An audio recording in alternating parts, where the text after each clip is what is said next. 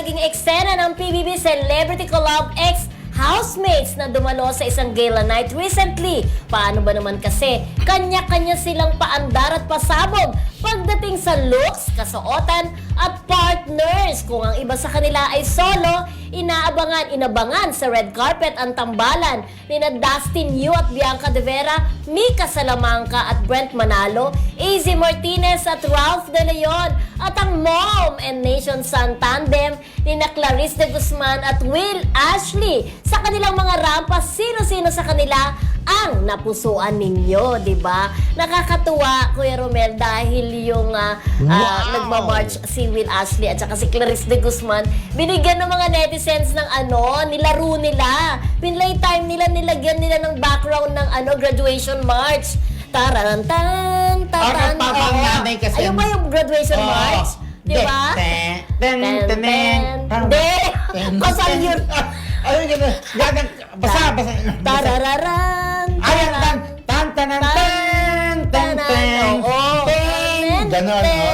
Ganon. Kasi parang nanay siya. Oo, di ba, ni tapos Will? sabing ganon, yung nanay, yung kanya-kanya silang doon, kanya-kanya silang mga komento na, ay yung nanay, very proud sa bunso niya, nakagraduate. Parang lang naman, pang-alas ka, pero di ba, alam naman nila kasi kung paano naging close si Will at si Clarence. Kaya, alam mo, nakakatuwa lang di ba? After ng PBB Collab Celebrity Edition, hindi nawala yung friendship nila kahit nagboton-boton sila para maibig. Pero ayun, ganun pa rin sila. At saka nakakatuwa kung paano nag-propose itong si Will Ashley kay Clarice kung pwedeng siya yung makadate niya doon sa gala night na iyon, di ba?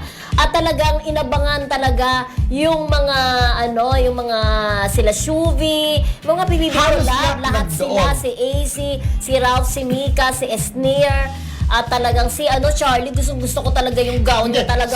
Mala prinsesa talaga na ang daming butterflies talaga. Alam mo, gusto ko yung gown niya. Hindi ako nagkakamali sorry po, si Charlie, siya yung naging ayata Face of the Night, tama ba? Hindi, marami silang award. Marami, diba? Siya isa sa mga nagkaroon ng award. Kasi ang ganda niya, ang ganda pa ng gown. Tapos si Esnir din. Yes. Binigyan ng parang yung... May award din siya. Yung takaw pansin in English.